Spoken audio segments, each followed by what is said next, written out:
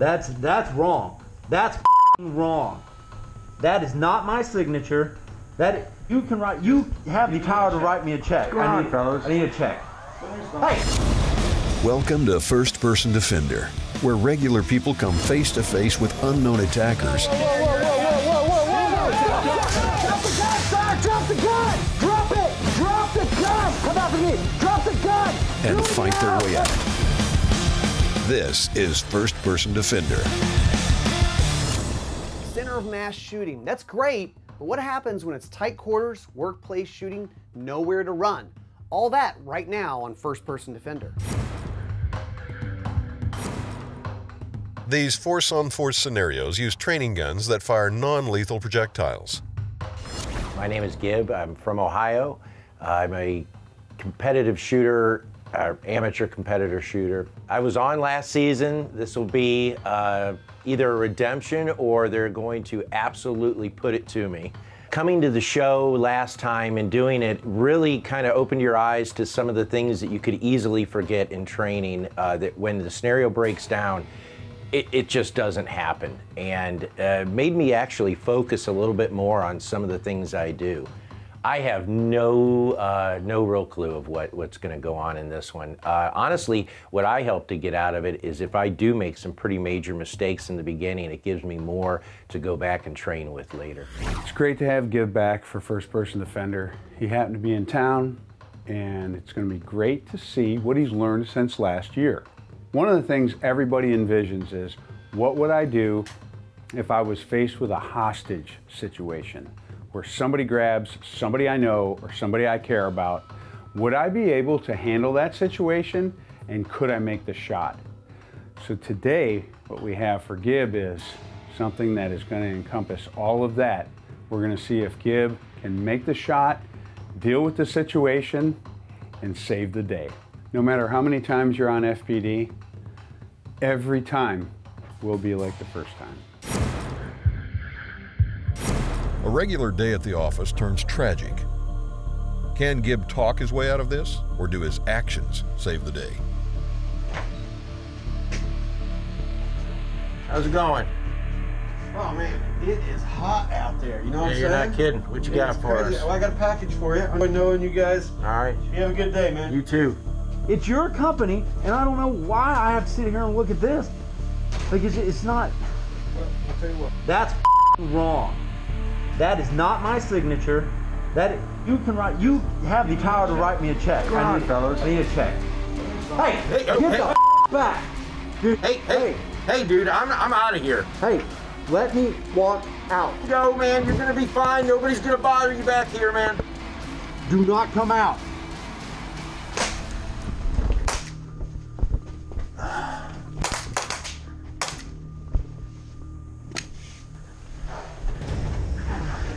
You all right, man? You're still on. 911. I've got an active shooter. Just shot one of my employees over here at our office. He's Index.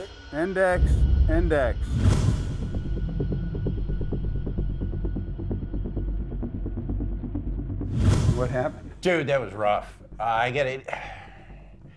So I'm in the front of the office. To the contractor, one of our guys is back here talking to him. An argument starts. So I decided maybe I need to listen a little bit better. Next thing I know, the contractor's got a gun out and it's on, and he's already holding our employee. Then there was nothing. I mean, the first thing I saw when I looked in the door was a muzzle. See, you're a little shook up. Yeah, I've never been across a scenario like that in any training or anything. So tell me what you did. You saw this, you looked in here, then what did you see, and then how did it all... So when I looked in, I saw KJ's got his arm around his neck, he's got the gun out. As soon as I peeked around the corner, he's already punching the gun out towards the doorway, so I saw the muzzle. I don't know if I had my gun pulled already, but I tried to get it out under concealment so he couldn't see me getting it. He didn't know I was even armed. And I didn't even want to press it through the doorway so he could see I had it, because I didn't want him to force, maybe that causes him to shoot him at that point in time. So I duck back, I get back, I don't even want him to see me in any kind of capacity, so I got in behind the door, with just enough crack I could see the whole entire hallway. And in then, there was never an opportunity to shoot him. The only opportunity I would have had would have been to go for a headshot. Honestly, why didn't you take the headshot? I didn't take the headshot because in all the training I've ever done, we're trained, or we're not trained, but we're told on our actors never to shoot them in the face if possible. No intentional headshots, no shots closer than arm's length. Exactly. Things like that. So you were actually safety conscious during a crazy scenario. Yeah, I mean, it's... How do you think your training has caused you to think like this? I mean, during all that was going on, you were still able to process, and your shots were good. Do you remember your shots, and do you remember like sights and all that stuff? And oh yeah, my sights were solid. I just wanted to make sure I had a good two-hand grip. Came out of there. The only reason I even came out is because he already shot and killed him, and I'm at that point either showing, hey, if you come back, I will kill you too, or, you know, get out of here. I kind of did not expect him to shoot at me. I actually thought to myself, I have just enough sliver to make that shot. And I almost did it from the crack of the door because I was pretty certain he wouldn't be able to see me pointing down at him. And I was Would it have been in the back of the head or no, in the front of the head? I would have shoot him through the eye. All right, well, let's recreate this headshot, and let's walk it through and talk it through for people, and let's let them know why it's so important to get two hands on the gun, to see everything through the sights. The Ruger Max 9, small, concealable, holds lots of ammo. We like that. It's actually ready for optics, shield or J-point, ready to go, mount it, co-witness it. It's also only 18 ounces, so it's something that you can carry all day long and shoot all day at the range. Check it out, the Ruger Max 9. So Gib, there's no doubt with your own personal gun that you would have the confidence to make this difficult. Yeah, 100%. Okay, but we're gonna be shooting paintballs Yeah. out of these Numerix guns, okay? They don't always fly exactly as straight as we want them to, but we're gonna recreate this shot right now, and you're gonna make it from back in that slot on the door, and you're gonna take this headshot. We got KJ down there, we got the good guy, got Kyle, but they both got their neck protectors on, KJ's got gloves, and these are just paintballs anyways. Yeah, but even with that, I'm gonna take the best shot I can. Okay, so let's set it up and do it. All right, Gib, we've got the good guy and bad guy downrange. You're gonna step back in here, show us how this is done. You got it. I just want out of here. I just want out. Wow. I mean, I don't think I could have made a better shot, but after all, I did train you. Train me, and you trained me well. Come on. All right, so Gib, you made a very tight percentage shot. That's got to be almost 20 feet. Yeah. So if you had taken that shot, you could have saved your coworker's life. Absolutely. It would have been a wonderful opportunity. But you didn't think you could shoot in the head with this? With training, yeah. Yeah, it's just okay. not normal. Yeah, well, with these guns, in these scenarios, and these masks, this protective gear, we can do that. That was an absolutely amazing shot. And this is a prime example why people need to not just be satisfied with good enough. Yeah, sometimes I shoot at my bullet holes. How many times have you made that shot? Oh, like that? Oh, a lot. I do that every time I practice. How about in competition? Oh, I've missed quite a few, but I've made more. Yeah, but you're hauling the mail. And yeah, you're rushing. I mean, there's no time to wait around. You're making shots as fast as you can. Well, you know, with first-person defender, we always put you through a second scenario. It's usually similar to the first one, but we always change something up. The Safariland 7TS ALS is a paddle holster built for concealment. Obviously gives you some ways to carry the gun, conceal the gun, but also protect the gun. They actually have a proprietary nylon blend that makes sure that it's not going to scratch the gun, mar the finish on it, as well as air gaps built in so moisture and debris can kind of clear out of there, because we know when you carry a gun all day, that type of stuff can build up and can affect the finish on the gun. So Safariland thinking of ways to carry, to conceal, and to protect the gun.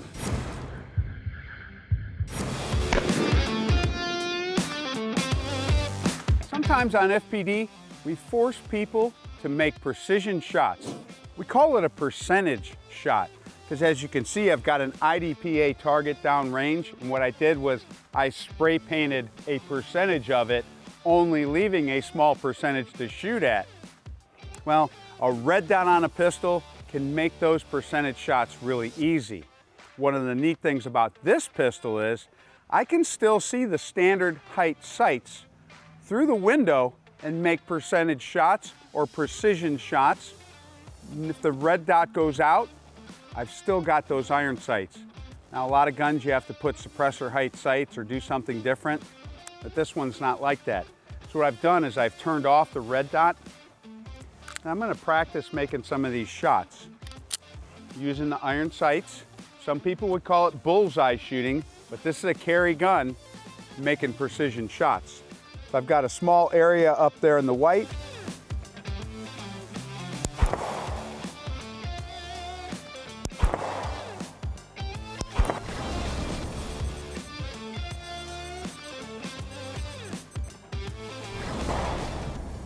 Whew.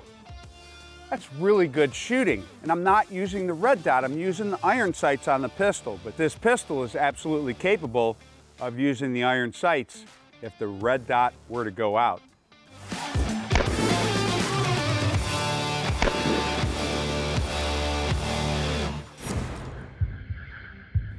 One of the companies that makes this show possible is US Law Shield.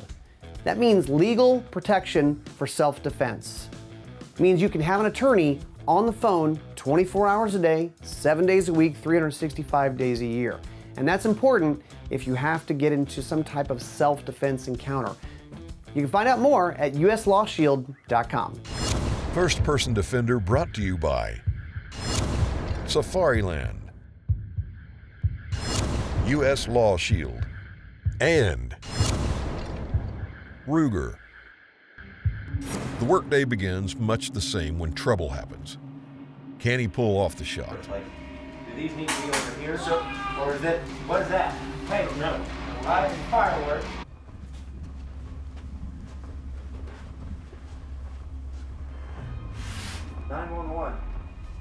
Yeah.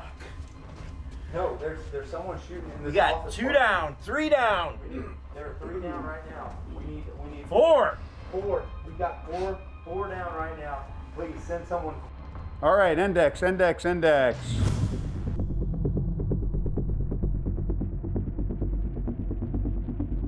All right, man, what happened?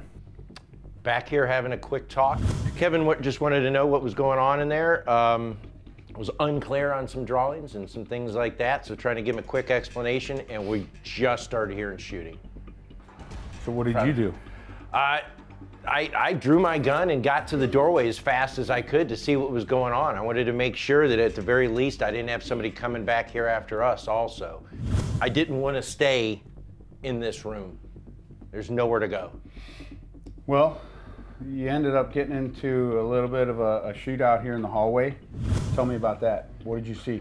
So I came around the door and I just see a guy shooting into one of the offices at one of my coworkers, pointing a gun. He immediately pointed at me or drew towards me, so I just tried to end the threat as quick as I possibly could. Peeked out in the hallway, you see the bad guy, and then you see his gun start coming towards you? Yeah. Okay. Do you know if he shot at you? I have no clue. I was trying to pie the corner, and it didn't matter if he shot at me or not. He's not supposed to be in here with a gun. Okay, so a few times, so what a lot of people will do is they'll come around a corner, they'll peek, and they'll duck back in. Well, if you peek and there's nothing there that you're seeing, stay with it if you can, and you own that then. All right. Because nothing can change. Yeah. Because if you're going to peek back out there again, something could have changed, and you got kind of a false sense of security. Does that make sense? Yeah, it makes a lot of sense, actually, because it can happen fast. Okay, and then you heard police are going to be coming into the building, and what did you do? I holstered my weapon, and I got my hands up. They got to see your hands. Hands are everything. Because the police are probably going to take you down just like they would take down anybody else they find in a building when they're walking over bodies and they're looking for things. So Gib, you had your second experience on First Person Defender, and you had 2 fantastic scenarios just now. And by the way, I mean, you performed fantastic.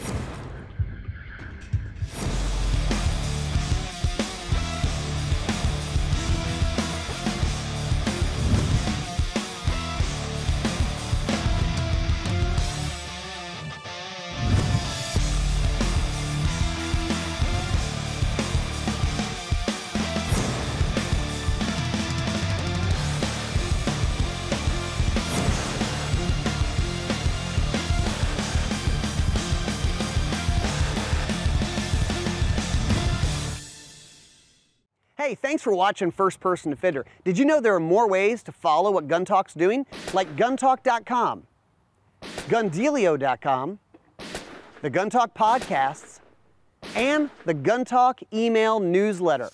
Follow us, interact with us. Thanks for watching.